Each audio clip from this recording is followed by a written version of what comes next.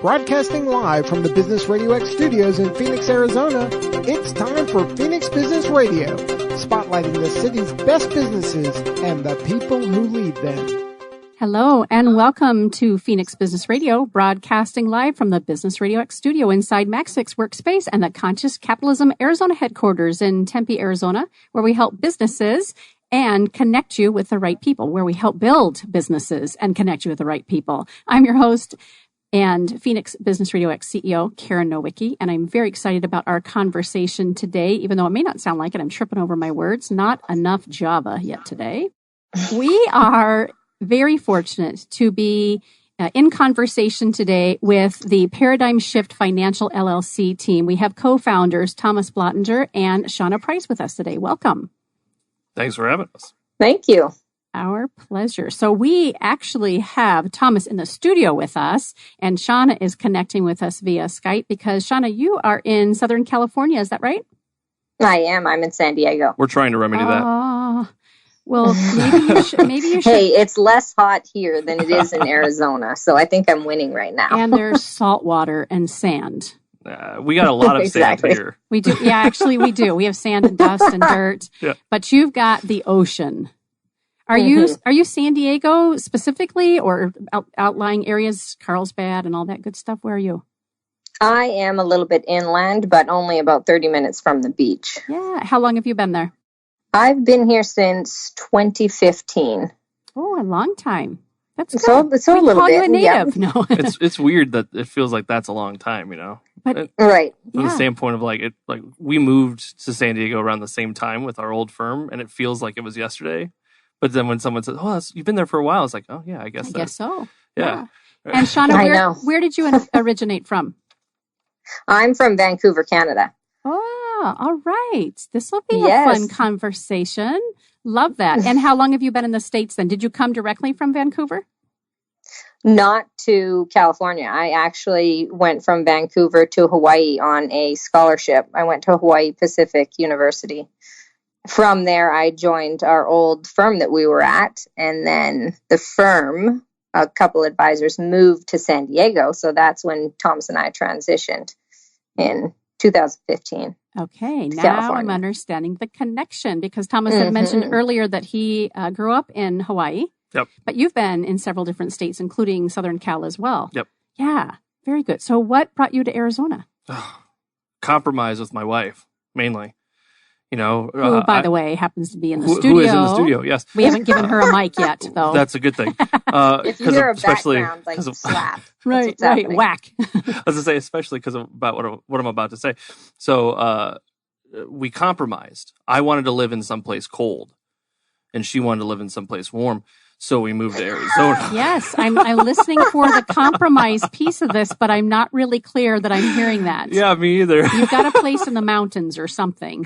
No, that's the compromise. She says the next place we can get will be in the mountains, and I said okay.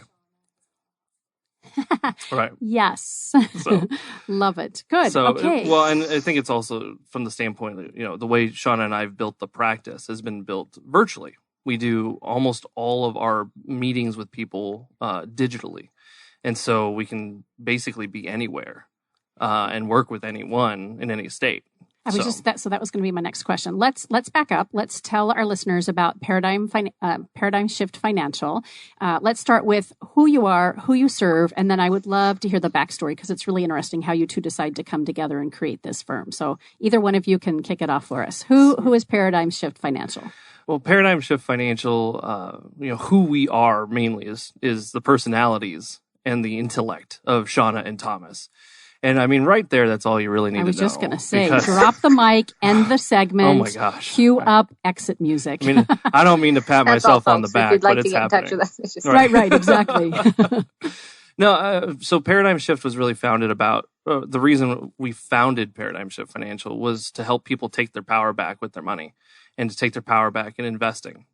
Because, you know, anybody who saves money, the reason that they're saving it is to be used in the future. Like, if we really look deeply at that, the only reason you would save money is because you think that you're going to be able to grow it and use it in the future.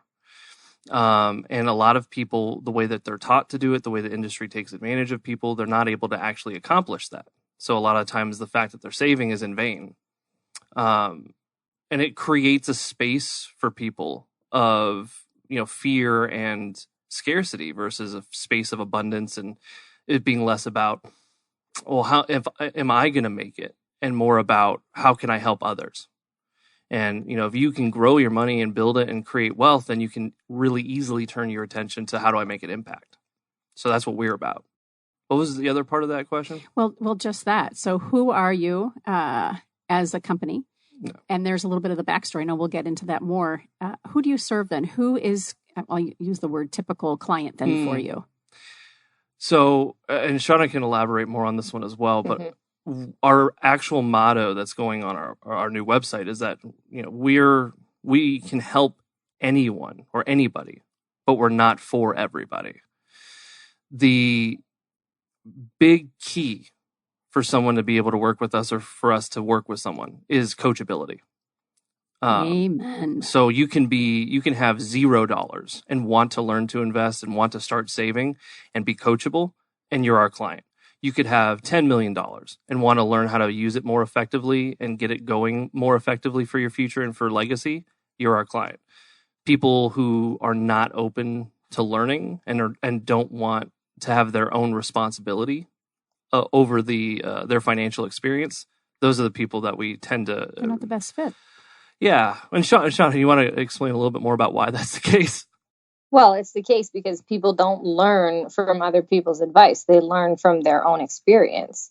And you see that everywhere. Traditional advisors, they're always telling the client what to do, whereas we kind of lead them to discover how to invest, the academics behind investing, and how to manage their behaviors. So that's what really allows us to stand out in the industry. And I think what Shauna just said there, the managing the behaviors, is the most important part, because what ends up happening, I mean, selfishly for us, the reason why we like to work with people that are coachable is because they take responsibility. Someone who doesn't take responsibility is going to be the person that goes, oh, I trust you guys, I want to work with you. And then something like the market takes a hit and they go, oh, you lost me money. No, if you... I wish I had that much power. Yeah, right. I hadn't thought of sharing this story in preparation for the segment, but I feel like it really warrants to something I witnessed in my mom's life. So my mom has been gone for over 15 years, and there's 4 of us kiddos. And while she was slightly estranged from the family, we got together every couple of years. When we flew out to Northern California to talk with her estate planner and take care of all the things that are involved in a parent transitioning, we didn't realize how savvy she was as a learner when it came to finances. My mom wasn't able to hold a job very well for a variety of reasons. And she had a relationship, just a business relationship with her financial advisor, who, when he sat all 4 of us down, said to us that my mom was his favorite client. And sadly, again, there was a lot of tension in our family, so we never really saw our mom in this light. But he explained that she was a savvy learner. She would research. She'd come in asking questions. And they created, so to your point, as you kind of described, who you guys will represent, a wide variety of people, wherever they are on their financial continuum. My mom would have been the person who would have walked into your office and had nothing and not necessarily a steady income to support investing. But she learned. And because of their relationship and her willingness and desire to have some knowledge around this, she ended up creating steady income for herself through her investments. And it's always gave me the motivation to be more savvy as it relates to what we're doing as a family and where we want to be financially, because I never realized that someone who I always thought was kind of at a disadvantage or so simple in her thinking, higher level thinking, she was a great success. So I don't know if that speaks to anything that you guys, if you have a similar experience, but I love my mom for that, and I honor her, and I really respected, equally important, this gentleman who took very good care of her, I think, for 15, 20 years as it related to her finances and income. That's amazing. That's a great story. That's a perfect example. And the thing that you said that was so key to me that I caught in that was business relationship with her advisor, because a lot of people Not that we don't want to have clients that are friends or friends that are clients, but there has to be a clear delineation. Like, there has to be value brought. It can't just be, oh, this person's my friend, so they work with me. Okay, well, what are they doing for you? I don't know. How much money have they made you? I don't know. How much do they charge you? I don't know. But we go to dinner. Okay, that sounds like a great relation. What if I take you to breakfast and dinner? Then can I be your advisor? Because I'm doing more. Right. Like, And a lot of times it's a relative of theirs. Who's handling their accounts? Right. Yeah. Or the advice same conversation. Right. So you mentioned that you guys can really help anybody in any state. Is that typical, and is it okay to use the term advisors just to describe your guys' role? We sit more in the space of, I mean, if I were to really try to hone in on what we are, we're more of behavioral and money coaches. Okay, perfect. But advisor works too. Okay. Because you tell someone, I'm a behavioral and financial coach, and they go, you mean an advisor? So yeah, exactly. I love it. But you're licensed in multiple states. Yeah. Okay. Very well. Which explains why Shauna is in California, at least for now. Right. And while you're here in Arizona, at least for now. Got it. I would say that it's not very common. Most advisors operate your traditional brick and mortar and are going to be in a geographic location and work specifically with the geographic clientele. So, people, let's say, take a client or advisor in Southern California. All right, their clientele is going to be specifically and almost exclusively Southern California.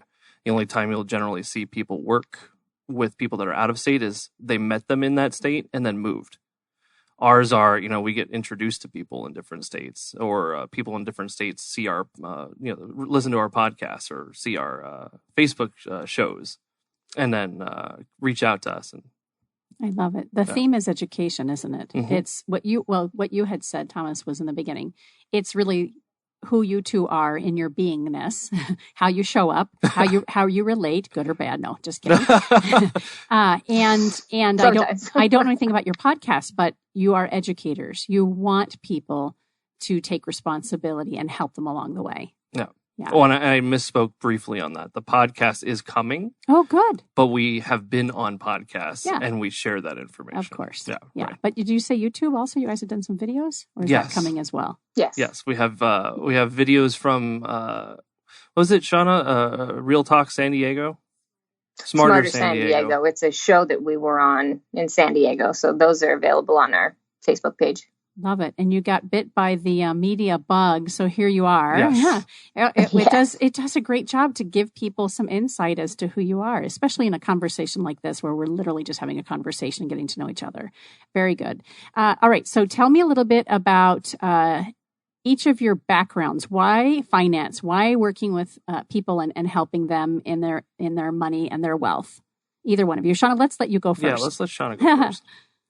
Sure. Well, the main reason why I do what I do is because finance was never talked about when I was growing up. And I majored in finance in college, and I came to the realization that it's something that we all have to deal with every single day and make multiple decisions on every single day. We're all working our asses off every day to save for the future. And it can be stressful, and helping somebody understand where the majority of their wealth is, like in investments, and giving them some peace of mind is very rewarding. Yep. So that's why I'm here. And it's really money, currency, exchange, and what our relationship is with our finances. That's either a great stress reliever or a great creator of stress. Right. Well, we also, of course. And we also offer an outlet, because your behavior is always going to get in the way. We're all human. We all have a little bit of fear when we turn the TV on and, you see all the talking heads alluding all the stuff that, it's all speculation. So our clients can call us and talk that through with us. And that's what we're here for, to manage their behavior.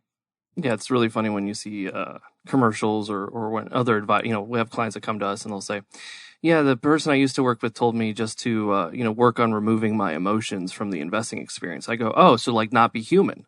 Right. That's cool. That? Right. Let me know when you figure that one out.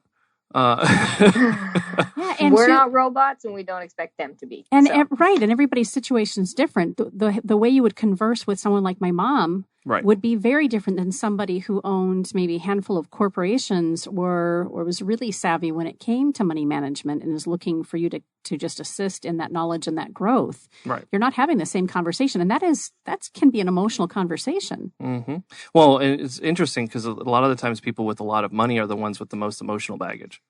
Those are the ones that need the most help actually feeling at peace with what's going on with their money. Yes. More money, more problems, as they would say. As they would say. Love it. Yeah. And tell us about your background then. Why money? Why finances? How did you land here? Well, the short version is I was wanted to become a doctor when I was in school. My grandfather went in for a very serious surgery that didn't go well. He ended up in a coma for 9 months and then passed away. And I got to see what happens when the financial side of that kicks in and how people aren't really able to just deal with what's happening. So, there was a lot of infighting with my family, a lot of struggles, who's doing what, who's paying for what, we weren't able to focus on just the situation at hand. And that's what made me realize that I could do more to help than just be a doctor. Because, the way I looked at it was the doctors created that scenario. So if I helped on the finance side, I could help people avoid that scenario, right? The doctors do what they do good, and that scenario doesn't happen. They don't, that scenario happens. But if I can be in the financial space and make sure I can help people, then no matter the situation, they can just focus on the issue. So I passed the certified financial planner test before I even graduated college, which apparently is not something that happens very often. Interviewed with 23 different firms and ultimately chose the one that I chose because they were the only one of the 23 that I met with that even proposed any level of higher level planning. Everybody else that I went to is basically like, oh, you got your CFP already? You didn't have to do that to sell what we sell. Right? You should have just focused on the licensing you need to sell what we sell. And I'm like, I don't want to just sell what you sell. I want to help people. They're like, oh, that's weird. Interesting. I even just as a brief anecdote on how the industry works that way, I called an annuity company when I was at our old firm, and I was trying to understand what was going on with their product. And the guy jumps immediately to the commission structure. And I go, well, which one's better for the client? And he says, well, this one, but it doesn't pay as much. And I go, okay, well, let's talk about why that one's better for the client. And he kind of pauses. Like, why would you care? Yeah, he goes, well, I don't really know how to have that conversation. And I said, I was like, what? And he goes, well, most people that call in, they just ask which one pays the most commission and ask for brochures on that. And then they sell that. I was As like, a broker and advisor, they're calling and saying, hey, what's my commission? And then if it's appealing, they're going to go ahead and sell that. Right. Interesting. Uh-huh. And that was one of the major breakdowns at the old firm we were at. And ultimately why we left. It's because of the way that they had us selling investments. It's almost like I guess a good analogy would be kind of like we tell the client, like, if we were a pilot, like, we don't build them, we just fly them. Yeah. We're just pitching them to people. Yeah, that's a great comparison. Like, we don't understand it, but did you just think of that? Because that was really good. Yeah. And it's so inauthentic. Well, and dangerous, really. Very dangerous. Much like the airplane example. It would be ridiculous to build a plane without considering all the things that could happen while in air with however many hundreds of people on board. Yeah. Well, and they have a lot of transportation's a little bit different than your hard-earned money. But learning about investments and how they work is not as difficult as the industry makes it seem. They want to keep people in the dark. And I had somebody tell me yesterday that they think they show up as stupid and that they're not capable of learning about finance. I was like, that is not accurate at all. I'm like, you are so capable of learning. You just need to talk to the right person. You need to be coachable, and that's it. Correct. Yes. Be willing, coachable and okay to not have all the answers, right? Because I'm not hearing that either of you say that you have all the answers either, but you're going to go find them. So we believe in the power of language, and we really Shauna and I both we focus very purposely on the power of language and the language that we use. So what we very often tell clients is that we're asserting things. And when we say that, we define it as an assertion is what we believe to be best based on all relevant data. So that means it can shift. So it's what we know to be true right now and the most powerful option. And our roles for them are to always be looking for and always be reinforcing if what we're telling them to do is the best or not. That was actually a very hard conversation to have, and being in integrity when we left the old firm was to call the clients and say, so we set you up with these things that we knew to be true. And upon learning more and kind of breaking out of this, we've realized that these are not in the best interest. There can be better ways to do it. And that might be hard to hear, but if you're open, if you're willing to give us the grace and the understanding that what we knew then was the best, and now we know some other stuff, we'd be more than happy to share with you. And some of them were like, great, thank you, because that's why we hired you. And some of them were like, nope, you set me up with the wrong stuff. I'm not interested anymore. Sure. And, that was understandably so. And right. And no judgment on any of that. It was more so being in integrity with, what most advisors will do is they'll learn something new and it'll contradict what they've previously thought. And then it creates cognitive dissonance where, and they'll either justify why they did what they originally did, or they'll try to back end people into the new stuff without ever admitting fault in the old stuff. And we don't have time for that. Well, and again, it's out of integrity. Right. Yeah. Shauna, anything to add to that piece? Nope. I'm completely on board with all of it. And it's a difficult conversation, like Thomas said, but we had to have it. It's interesting when Thomas and Rachel got here, we were talking a little bit about conscious capitalism. I have the credo hanging behind me and it's signed. And I mentioned at the beginning of the show that Conscious Capitalism Arizona chapter is one of my location sponsors. And we're all around integral businesses. Doing good business means that you're honest. You're having those sometimes very hard to have conversations, knowing that you may lose a vendor, a client, an employee, but we're never going into those conversations to sacrifice our relationship with anybody who is a stakeholder. We're looking for the win, win, win, win. Right.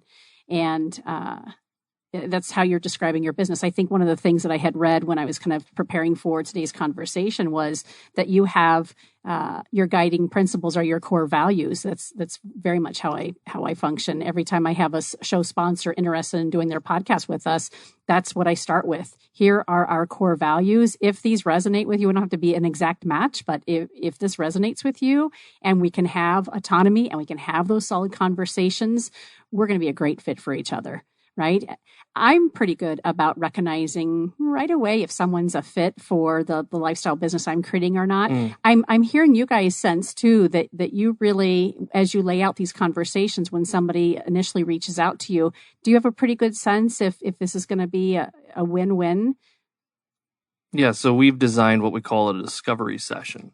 Okay, so that's kind of the first, hey, yep, here's what we have to offer. Tell us a little bit about your discovery session. So the discovery session, if someone's willing to be coachable, is going to get a lot of value out of it because we walk through and have them start to identify how their human nature and behavior shows up in their lives.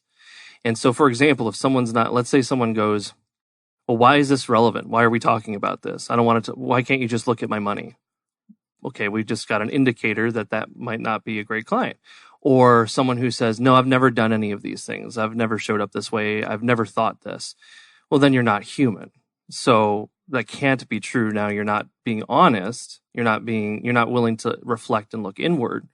So that also might not be a good client for us.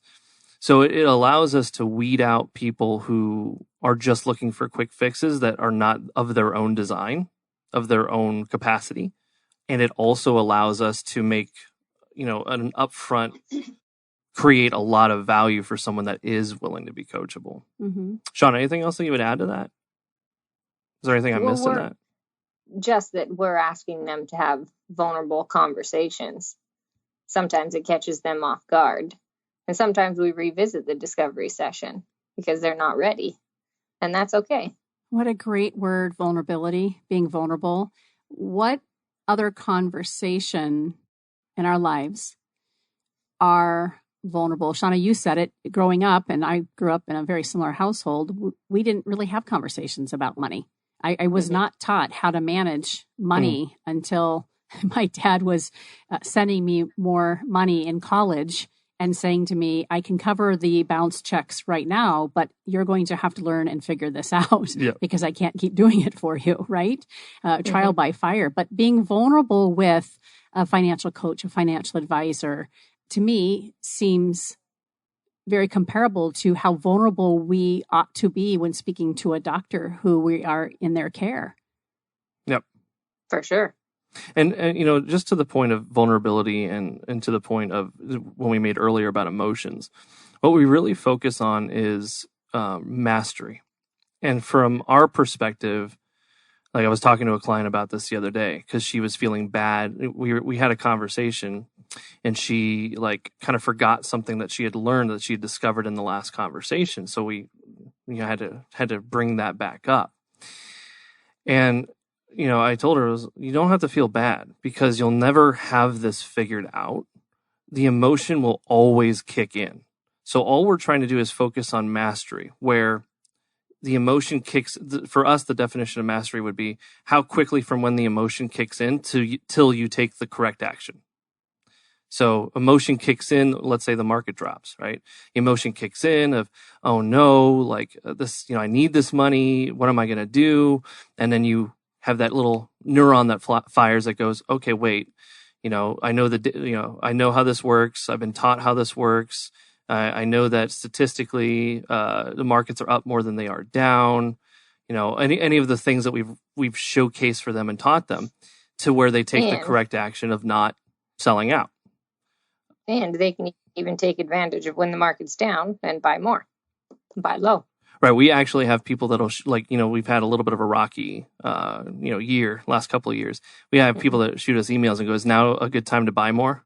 Or shoot us text messages that is like, hey, so the market's down. I shouldn't panic, right? Just things that are like where they're starting to really resonate with and start to identify their own behavior. That's the most powerful place you can be in if you want peace of mind, is to start to be able to identify your own behavior and to make your own decisions about how to shift up or show up with that. What causes... Mic drop. Yeah, for sure. I'm pondering. You've obviously said so much in that little piece. What causes people to fail then? What do you try to help folks avoid? And that might be two different questions. Well, Shauna, do you want to handle? Do you want to handle that one? The biggest thing is behavior, which we've already been speaking to. Yep, exactly. Like in 2008, when people sold out at the bottom, that was a decision based on emotions and behavior. And it ultimately caused them to not have as much success as they could have had. They actually have a whole field of study called investor behavior. It's about how investors do the exact opposite of what actually creates wealth. So behavior is probably the largest, but I would also say, how to frame it, like, so if you have the behavior down, if you can not sell at the wrong time, you can be disciplined, you can stay invested for the long term, then the way in which you invest becomes crucial, because there's been studies that have been done that showcase 92% approximately of all of a return of a portfolio comes from where you choose to invest. And so if you get to the point where you aren't going to be phased or can take the correct action, then it becomes paramount to be in the right places, or the places that have been historically proven to produce the highest returns over a long period of time. And consequently, most people end up being in the areas that don't.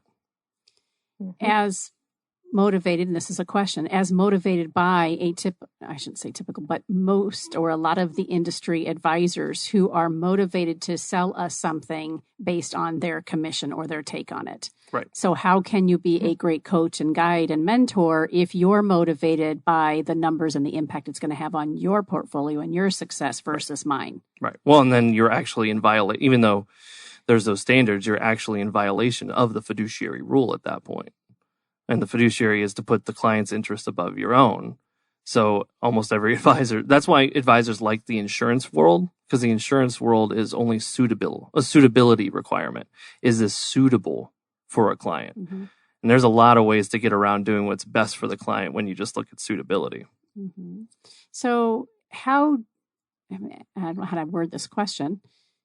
How do you two get paid then? I mean, so do you have a wide portfolio of options for your clientele? And, can you speak to that a little bit? Right. So if you're not this, if you're not X, what are you?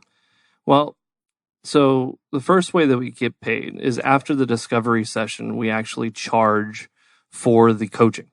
So we do a whole upfront educational experience. Like people don't even get the opportunity to invest with us until they've gone through the coaching, because we want them to be able to determine for themselves that this is the best option. How can they do that if they don't have any context? I guess the best way to kind of explain that process is trust, but verify. But I love it. Mm-hmm. Yeah. And so, the idea is you can go through that whole educational experience, find value in it, decide you want to try to do it on your own. And there's no issue because we were paid for the advice.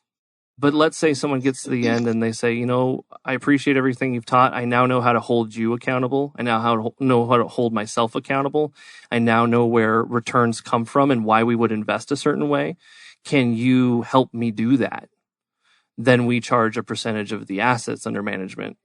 Yeah. Basically the way a traditional advisor would. The only difference is instead of going, hey, so you've got this pie chart and my pie chart's got more pieces to it. And isn't it better to have more pieces of the pie? Look at how many more colors are here. Isn't that cool? Mm-hmm. And you go, I don't know what that means. Yeah, but it's got more. So that's better. Oh, I guess so. All right. Well, pay me. Right. Like, but it's not like, you also have to just understand the industry, right? It's just the nature of humanity. The path of least resistance, right? So the industry makes money by getting people to invest and to sell products.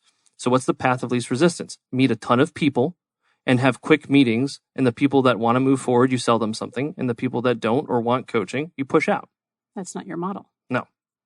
But I'm just saying from a standpoint of not villainizing the industry, just understanding how it works, right? How it currently operates, right? To the best of our knowledge right now, this is how this industry is operating. Yep. It might change. Yep. I'm pretending like I know your language. We're hoping. I love that. When you were describing how you have those sometimes hard to have conversations with your clients when you've learned something new or there's a new opportunity out there, a lot of times we'll say, these are best practices, and it's the first time I've not liked that phrase when I was listening to you, Tom, because what you're saying is this isn't about best practices. This is about what we've been shown up until this point has been best for whatever the situation is and these people involved. And we're not going to just stick with that and stay stagnant. We're going to continue to educate and grow and shift and let people make the decision as the landscape changes and adjusts. We call ourselves aggressive tinkerers. We're always tinkering. Aggressive tinkerer. Like over the last 2 years, our process and how we educate and the coaching that we do has shifted so dramatically. It's had to based on probably your clientele and what their needs are. Mm-hmm. And, of course, the industry, right, Shauna? Oh, of course. Yeah. Love it. Well, like we've gone from individual coaching as an example to realizing that a lot of the concepts of behavior and the concepts of prudent academic investing can be taught to a group of people. Yeah, because they're kind of fairly universal. Right. So whether you have $10 million or you have $10,000, the concept of human nature is still going to apply. The concept of behavior is still going to apply. The concept of what is prudent and academic is still going to apply. And so you can have in a group that kind of diversity and still produce powerful results where people come out of it with value.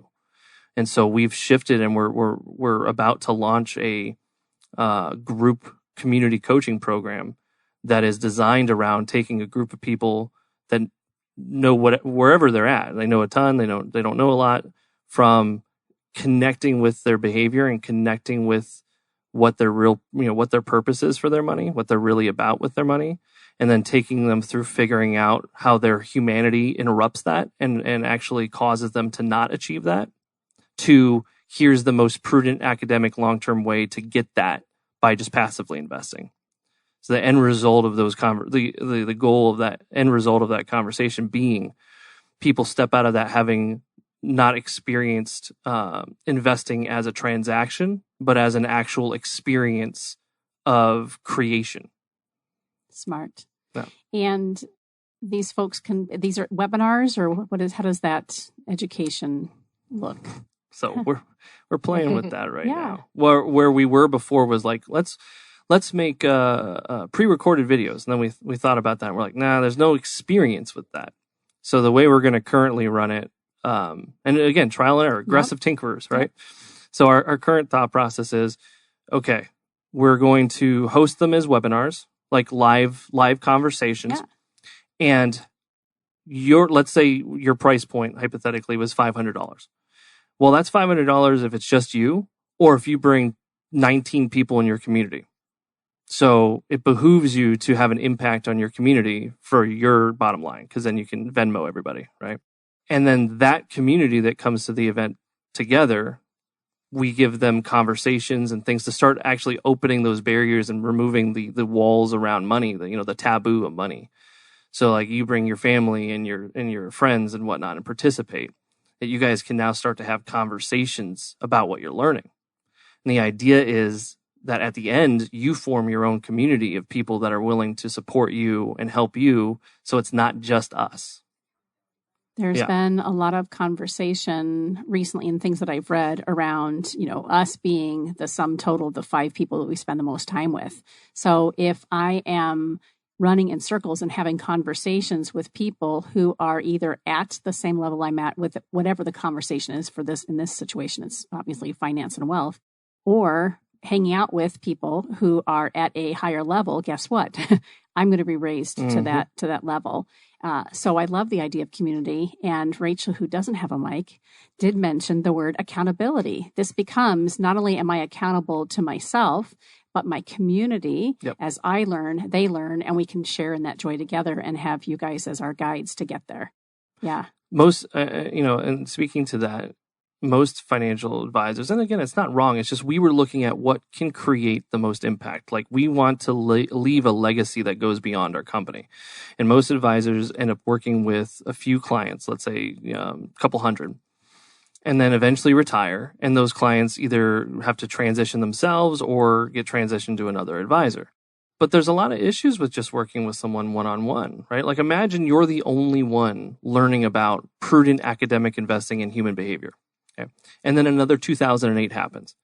And just imagine someone's experience having being in that space, right? You turn on the TV, people are freaking out. You turn on the radio, people are freaking out. You open your portfolio or you open your statement and you see that you're down. There's a momentary panic. You talk to your friends and family. If they're not learning what you're learning, they're not on the same page, they're freaking out.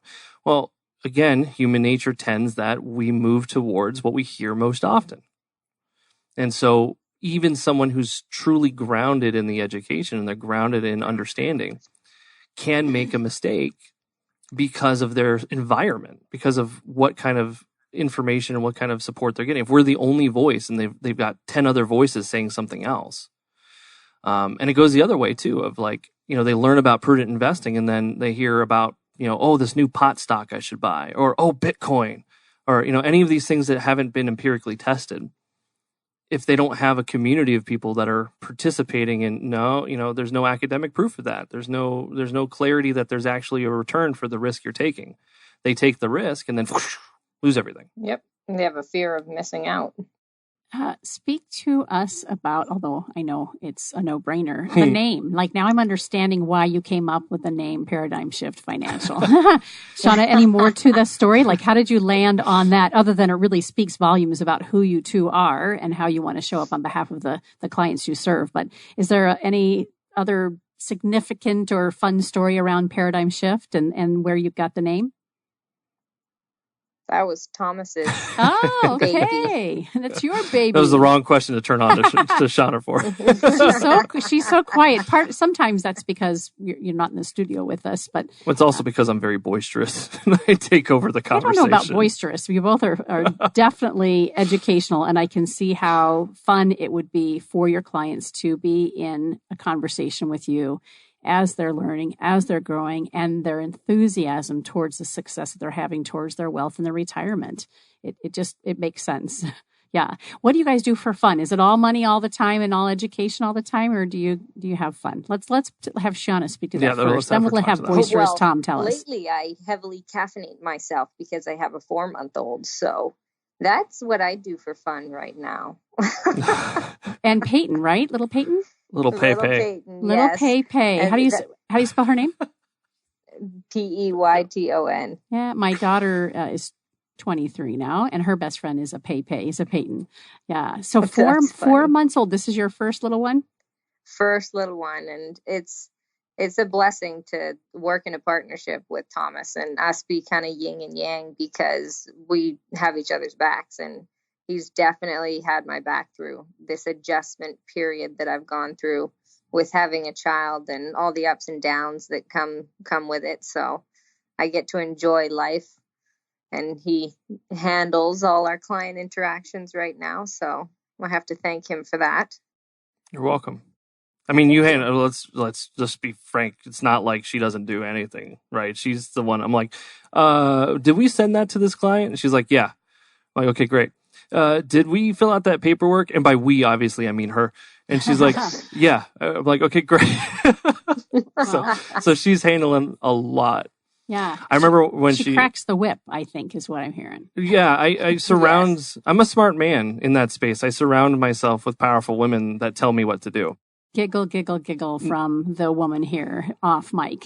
No, I mean, she knows, she's giggling because she knows it's true. Like, I love it. But there's this beautiful dynamic among the three of you, right? I mean, Rachel's not in the business. She's got her own profession as well. But Rachel's very helpful in that space, though. She's always like, you should do videos. We should have you guys talk about your story. We got to get you on Instagram. We got to start doing these things. And I'm like, you're right.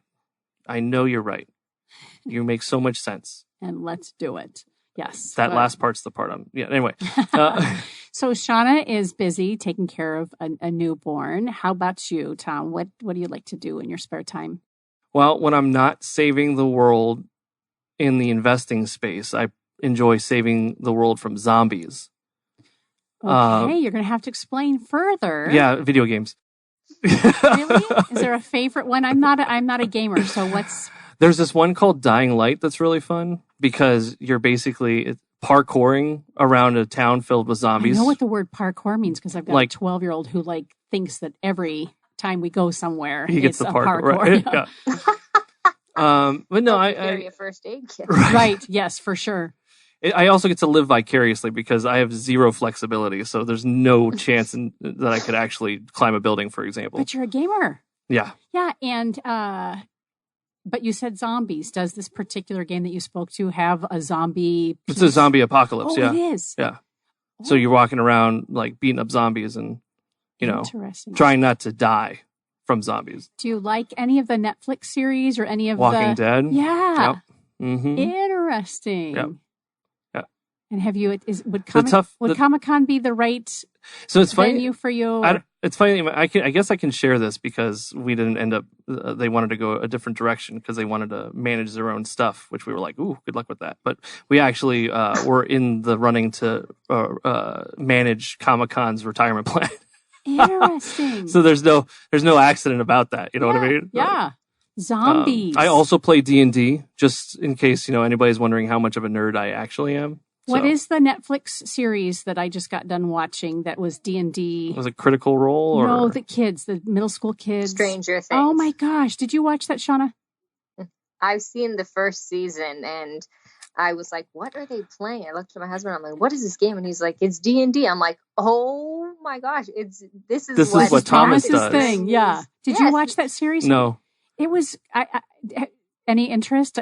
I'm interested. I just don't. We were borrowing, quote unquote, someone's Netflix login, and they figured that out. So they removed us, and I don't want to pay for it. Right. So. Well, it was fun. Given that I have a middle school kiddo, it really kind of spoke to him. Yeah. And he's not. I don't think he's a gamer, but he just loves just that kind of fantasy world, and yeah. The fun anecdote about that was there was one time when I was a teenager that I was staying at my cousin's, my aunt and uncle with my cousins, and I come downstairs. I'm going to throw Sean under the bus here. I come downstairs, and Sean, my cousin, is sitting at the computer with the Fantasia hat from Disney on his head, and I just woke up, and I go, "What are you doing?" And he goes, "I'm playing Dungeons and Dragons." And at this point, I had no idea what it was, and I'm like, okay. So I thought it was a computer game. Why do you have the hat on? And he looks at me like I'm the idiot. And he goes, because I'm a wizard. You're like, and I'm okay. But what kind of game is that? And he goes, well, we're going through blah, blah, blah. He's like explaining the whole thing. And then I look at the computer screen, and it's a bunch of other people, like in a living room. And I'm like, this is not a video game. He goes, no. This is Dungeons and Dragons. I'm Skyping into this, into this community. I'm like, I'm so confused right now. And he goes, we're pretending to be like, we're running a game, but it's not, we can't see anything. We're like using our imagination and playing it out. And I'm like, that's the dumbest thing I've ever heard. I'll never do that. That's stupid. And but then, so there was some appeal. Was it then you sat in and watched and listened? No, it wasn't until literally 12 to 14 years later. Oh, really? Where I got invited, and I'm like, you know what? Sean loves it. I'll just try it out. And the idea of like the imagination and the creativity and like really honing my improvisation skills, I was like, oh, I can use this for business. That was my rationale behind being a dork. But yeah, it's been great. That's so outside of the financial space, I'm very much dorky. I love it. No, I mean, being in finance, I guess, is kind of dorky too. So, Shauna, is he a dork? Oh, 100%. Rachel can attest to that. Love it. Love it. I'm like, half the time, I'm like, where do you find these facts? Like, why are you telling me this? Yeah, I'm the king of useless information. So the two of you were in this other firm organization beforehand. And had you worked side by side before you made this commitment to work together and open your own company? Or tell me a little bit about the synergy and why it made sense for the two of you to do this together. Because you could have left and done something similar separately or with other folks. But I would love either one of you or both of you, for that matter, to speak to a little bit about that. What's the collective conscious with you two? Shauna, why don't you go first on that one? I'll take this one. I was at the old firm, for 7 years. Thomas was there for 8 years. I was working with another advisor, one of the senior advisors, for 6 out of the 7 years. But Thomas and I had mutual clients throughout the entire time I was at the firm. And the reason I would always bring my clients or my family in to do planning with Thomas and me, because I had sat in on other meetings and there was a lot that wasn't making sense to me with the other advisor I was working with. And when I would do meetings with Thomas, it was completely different. The interactions with the client was completely different. It was less salesy, and it was a lot more powerful for the client. So back in, I think it was like 2016, Thomas and I started working together more, and I kind of had branched off from the other advisor I was working with. And we just had really good synergy. Like I said, we're like yin and yang. So at that point, we kind of formed a working relationship, and went from there and decided what we were going to build. And then I guess expanding upon that I had always been more of the black sheep of the firm, because I like to educate. I like to coach. I like to teach. like CEO would come in on some of the morning tradings and go, let me show you how to sell this product to a business owner in one meeting. And I'd be like, well, I'm not going to get anything out of this because I'm not going to do that. There was one time in particular where one of the newer recruits had come and was talking to me about something he was trying to do. And he was having trouble getting this guy to understand what he wanted him to buy. And I went, well, how long have you known this guy? And he goes, well, I met him at a networking event. I said, okay, so you met him at a networking event, and then this is your first meeting with him. Yeah. And you're trying to get him to buy the most complex, difficult product that exists in the insurance industry in the first conversation. Well, yeah. Okay. Well, how do you do it? And he goes, I go, well, I look at what's going on for the client and what the client needs. And I teach them, if there is an insurance need, I teach them about putting in the right amount, not the type that's going to pay me the most money. And then over the course of the next 3 months, 6 months, year, however long it takes, educate them on if that's going to make sense for them to do something different. And so apparently he went and he told his manager about that. His manager told the CEO, and I got an email from the CEO that said, we appreciate what you're trying to do, but we have a training program and you're not part of it. So if you could keep your thoughts to yourself, we'd really appreciate it. And I was like, oh, okay, great. Done. Yeah. Duly noted. Yeah. And then I guess very briefly in the story of how Paradigm Shift was formed was in 2016 when Shauna and I started to work more together. It's also when I started to realize as a CFP that I had no clarity over the investment industry. Our firm had an investment specialist. And I was like, well, I'm doing the insurance planning. I'm doing the estate planning. I'm doing the tax strategies. I'm doing everything. Why don't I just outsource one piece of it? So I outsourced that one piece, and I never really paid much attention after that. Until 2016, the strategy we were using was down. The market was up. And people were asking what's going on, and I couldn't answer because I wasn't taking an active role in it. And that was when it was like, oh, okay, that's a problem. So then Shauna and I started to go outside the firm to really learn about what goes into investing and stumbled upon the academics and came back, it took us a year and a half to really work through that and figure it out. And we found a strategy that followed prudent academic principles. Like what most people don't know is there's Nobel Prize winning research into how to invest properly. And none of the firms use it because it doesn't make them the most money. Weird. But it's what's best for most everybody. Well, yeah. Not for the firms. Right. But right for now. the client. Right. So then we brought that information back to our firm. We're like, we really want this platform added. We want to use it. And, not to throw them under the bus in that space, but long conversation short, they basically said no because it's not going to make enough money.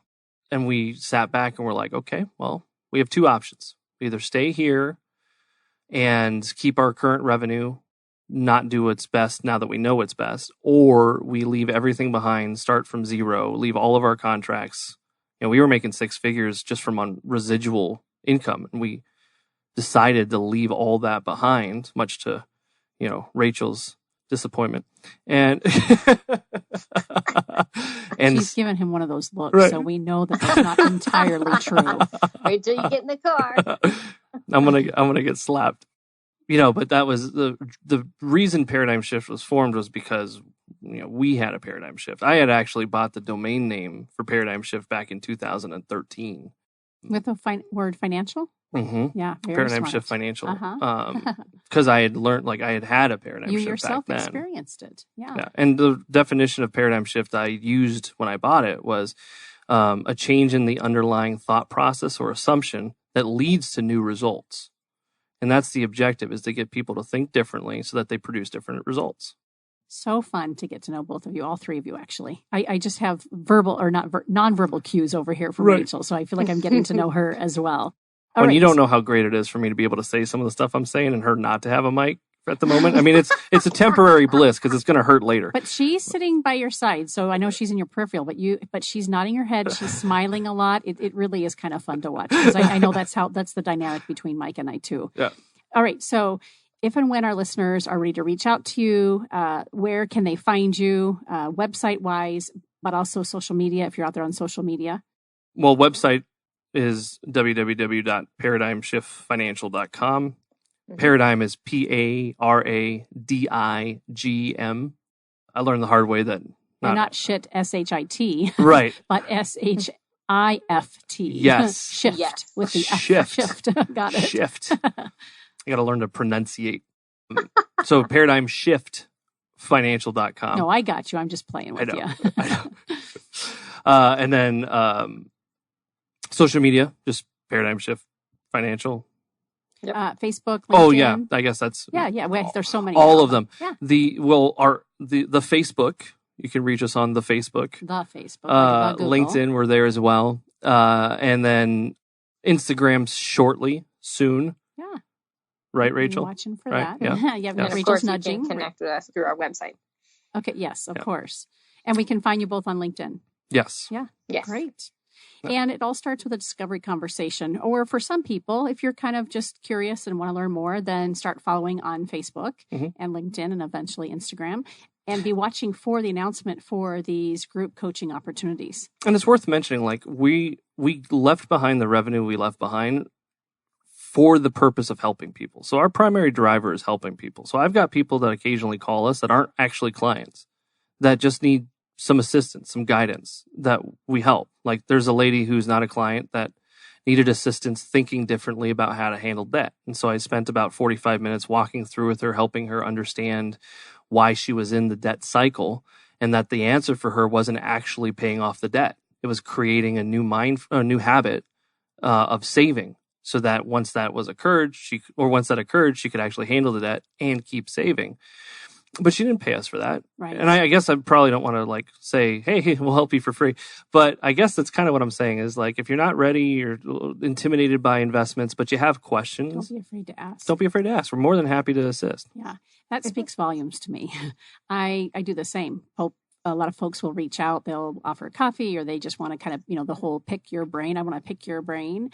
And I like being in that space. I'm happy to help, because if down the road you decide that you want to come do something with us, or you've got somebody else you could recommend, there's always, I know I'm going to benefit in some way through that interaction because I first gave, even if it's not directly related and tied to that. I'm being of service and of value first, just to be showing up for somebody. And I just trust that the universe is going to take care of it. So I love hearing that.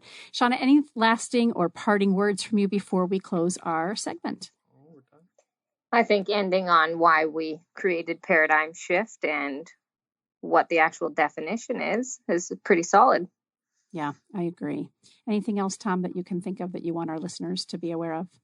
Just that you guys should all petition Karen for us to come back, because clearly this was a lot of fun. And I'm sure you guys got a lot out of this. And, we like to talk. So there's also that. We have Jacob Fan to thank for this opportunity, because wasn't he our introduction? Yes.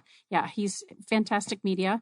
Jacob's a great guy. And we miss having him here at the studio on a regular basis. So yes, we'll have to definitely get you guys back to do more with us. We can bring Jacob too, and have we would love that. Yeah, and he just sits collaboration. In there. Right, brilliant, just like the two of you, absolutely a brilliant mind.